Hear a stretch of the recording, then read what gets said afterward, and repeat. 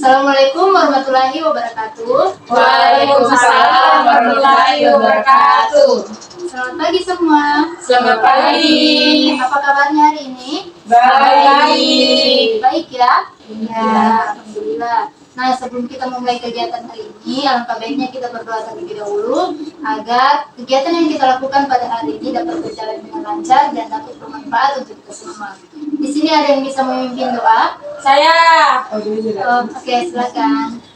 Sebelum kita memulai kegiatan ini, mari kita berdoa bersama-sama sesuai dengan kepercayaan dan keyakinan masing-masing. Berdoa dimulai.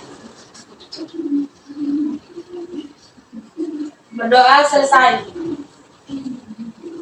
Oke, sebelum kita lanjut, kita perkenalan dulu ya, karena ada pepatah yang mengatakan, tak kenal maka tak sayang, tak sayang maka tak Cinta. Oke. Oke, dimulai dari sini, silakan. Perkenalkan, nama saya Nadia. Halo semuanya, perkenalkan nama saya Fauzia. Perkenalkan nama saya Yowan. Perkenalkan, nama saya Fani. Oke, teman-teman sudah memperkenalkan diri masing-masing. Kemudian giliran saya, perkenalkan nama saya Astrenisi. Di sini saya sebagai PK yang akan memimpin jalannya bimbingan pada pagi hari ini. Nah, sebelum itu saya mengucapkan terima kasih kepada teman-teman semua karena telah mau berpartisipasi pada kegiatan bimbingan kita pada hari ini. Nah, sebelumnya saya mau tanya teman-teman di sini, apa sudah pernah mengikuti bimbingan kelompok atau ada yang sudah tahu apa itu bimbingan kelompok? Belum ya? Oke, baik, saya jelaskan bahwa bimbingan kelompok ini adalah proses pemberian bantuan yang diberikan oleh seorang konselor yakni PK kepada konseli atau akanya.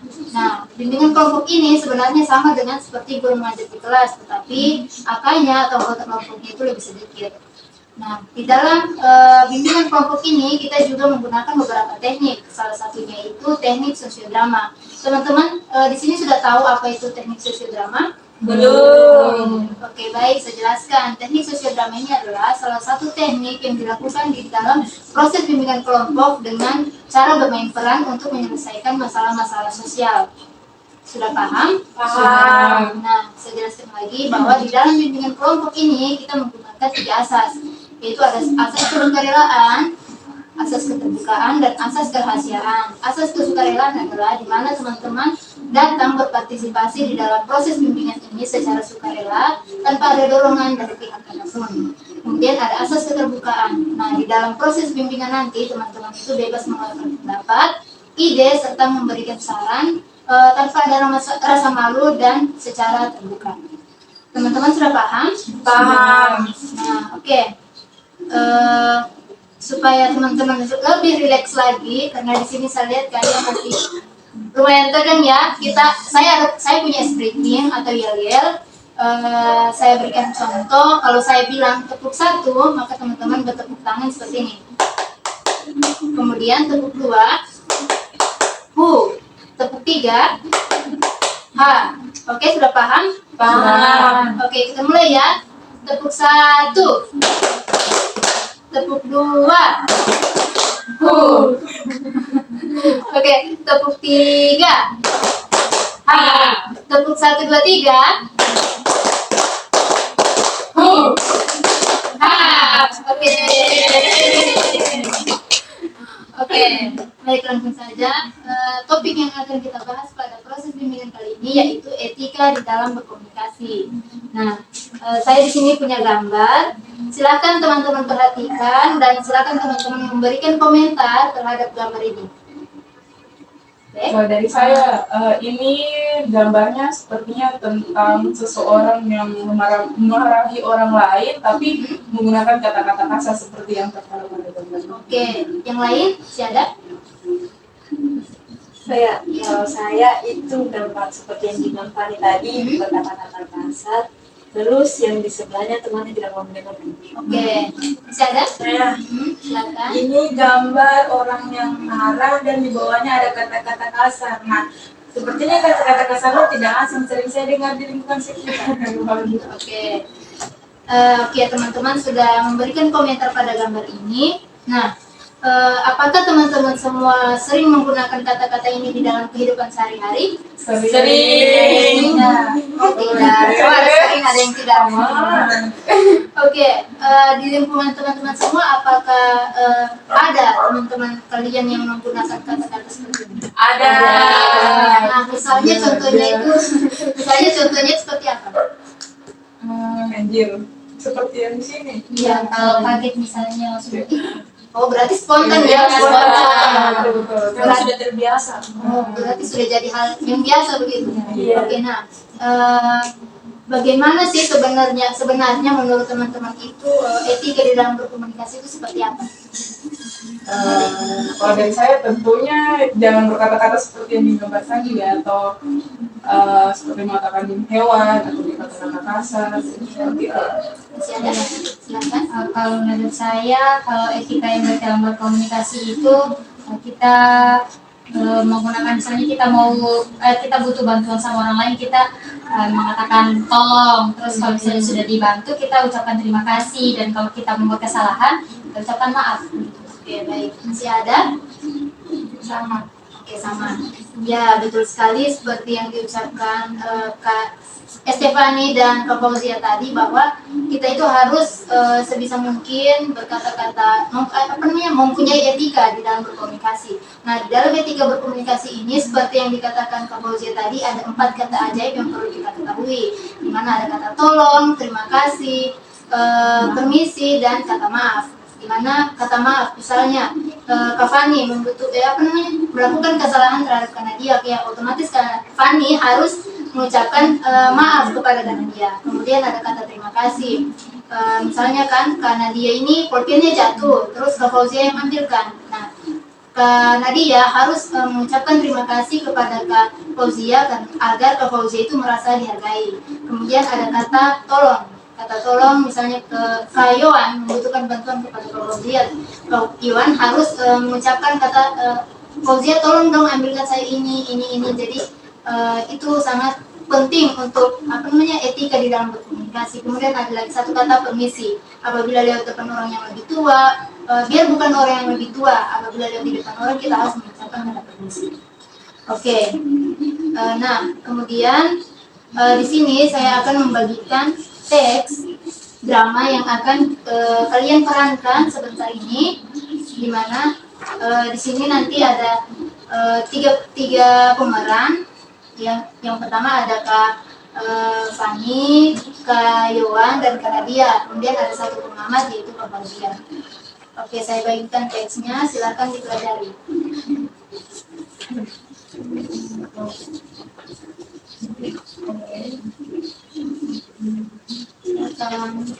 Saya beri waktu 3 menit untuk mempelajari teks. Oke, apakah teman-teman sudah siap untuk melakukan drama? Siap. Oke, silakan teman-teman mengatur posisi untuk memerankan drama yang berjudul Etika dalam Berkomunikasi. Silakan. Baik.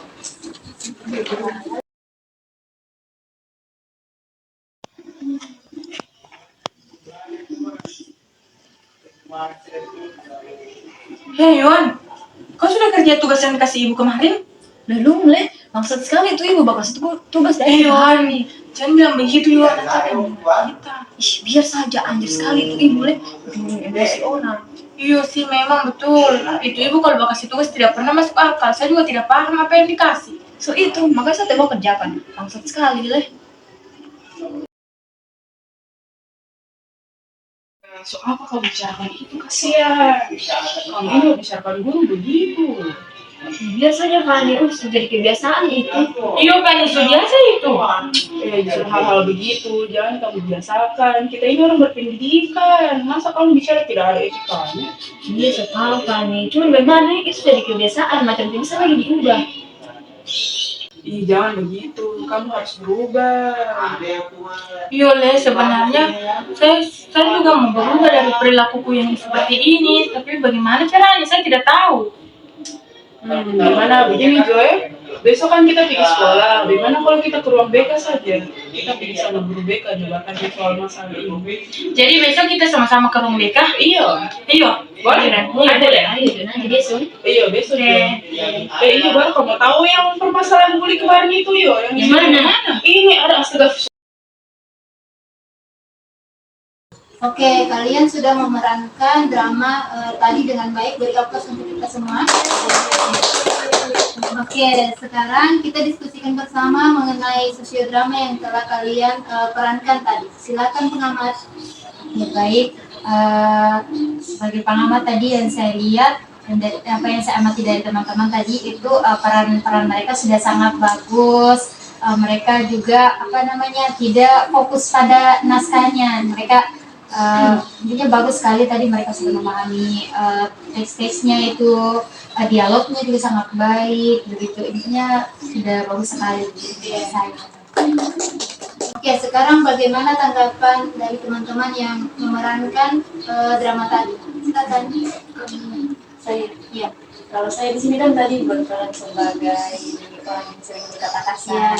Jadi menurut saya berkata kasar itu tidak baik sehingga bisa menimbulkan hal buruk. Bahkan teman-teman yang sebelumnya tidak berkata kasar jadi berkata kasar. Masih ada? Ya.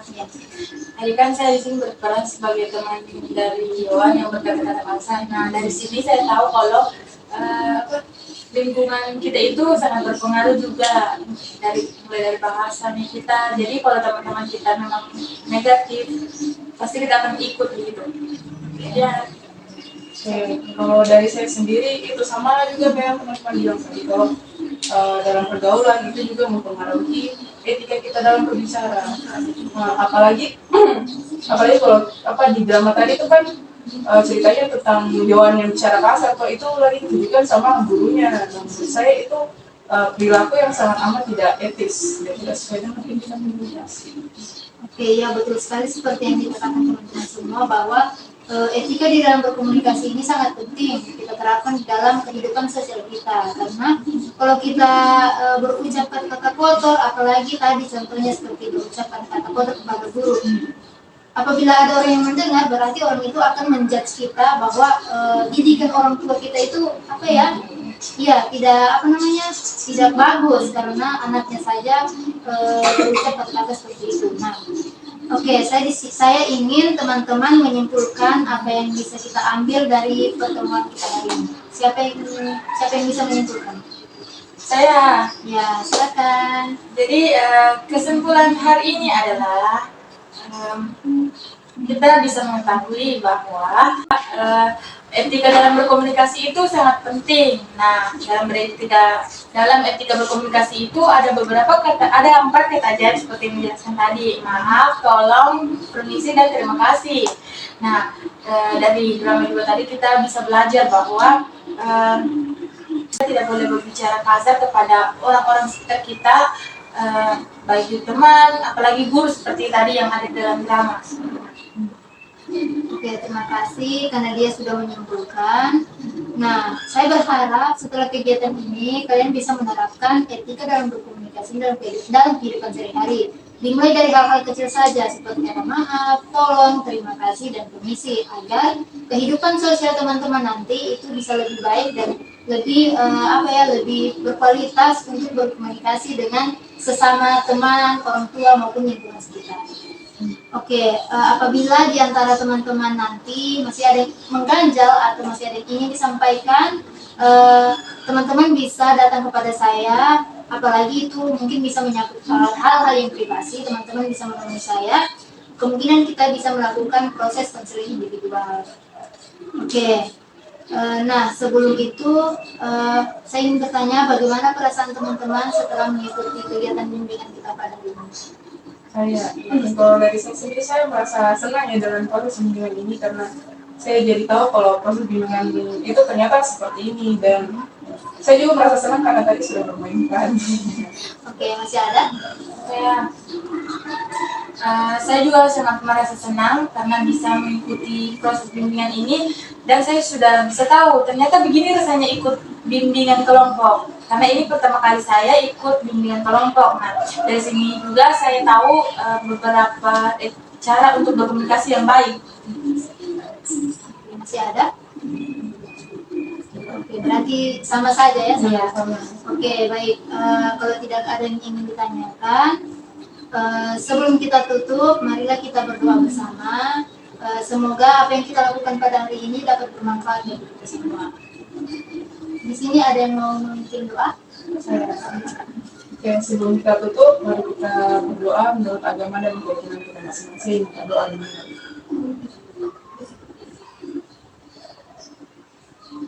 Berdoa selesai. Oke, sebelum kita tutup, terakhir teman-teman merilekskan pikiran, tarik nafas, buang, tarik nafas, buang. Oke, saya ucapkan terima kasih atas partisipasi teman-teman semua. Saya akhiri, wassalamualaikum warahmatullahi wabarakatuh. Waalaikumsalam warahmatullahi wabarakatuh.